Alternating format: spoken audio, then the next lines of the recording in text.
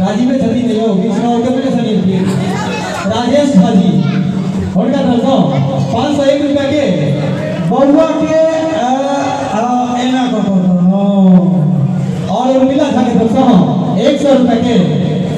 समान पुरस्कार दोनों बेटे के हृदय से आभार और हम तक कहीं चेक में दिखा दियो हम सब अपन नसीब वाला चमत्कार हां हां अखिल भाई से कहै छियै बुआ के हां बाप तोहर अलबेला रे बुआ देखने से समय में आगे बात के बुझली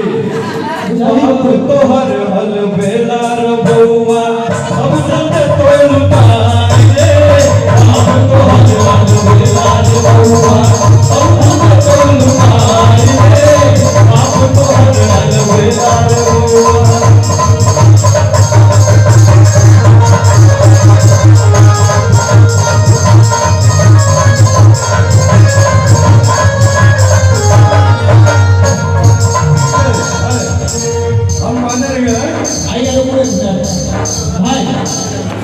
बउआ के नानी के समय हाथे पर खा दे कि नहीं वो पंछी या और सब खाद नहीं छोड़ किया पटल किया हम कहलियो दादी के नैना दादी मुंह भूले तोरे हम कहलियो दादी के नैना दादी मुंह भूले तोरे हम कहलियो दादी के नैना दादी मुंह भूले तोरे जगह जगह अपन मिथिलांचल में जे काज बिहार में अपन आदमी बेसी रुसै छै अब जे आबै छै लिए नहाय सब वएह सब काज करै छै ताहि दुआरे गीत के माध्यम से हम कहलियो दादी के नैना दादी गाल भूले तोरे दादी के नैना दादी गाल भूले तोरे असल में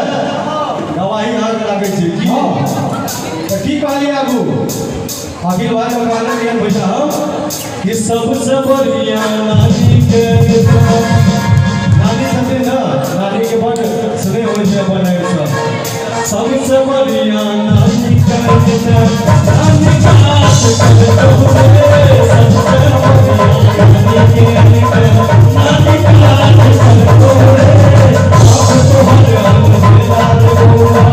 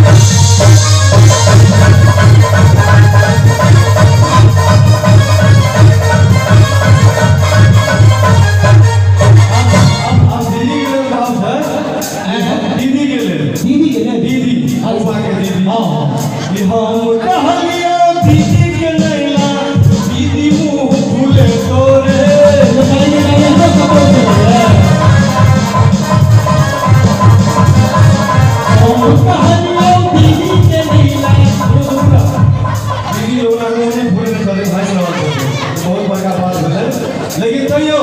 हम कहलिए हो दीदी के नैना दीदी मुंह भूले तोरे हम कहलिए दीदी के नैना दीदी मुंह भूले तोरे हम कहलिए दीदी के नैना दीदी दांत देखे तोरे लेकिन किया हां अपना सब देखो है जो ऊपर में बेसी मौसी के खोज होय छै हां हां साथे से कह रहलिए ना हां किया कि सबसे बढ़िया मौसी के एकर फायदा छै भाई हां सबसे बढ़िया मौसी के मौसी की तोरे सबसे बढ़िया मौसी के मौसी तोरे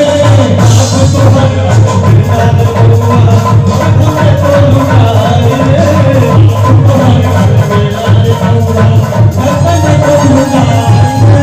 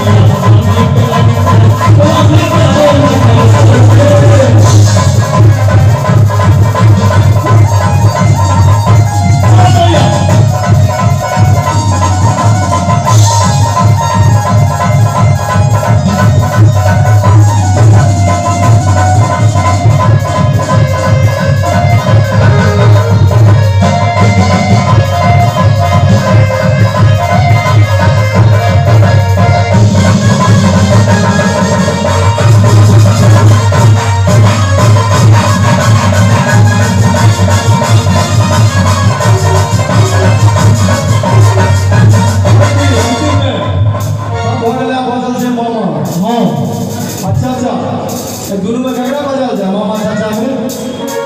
मम्मी के ने बने भाई आमदनी तो वही से है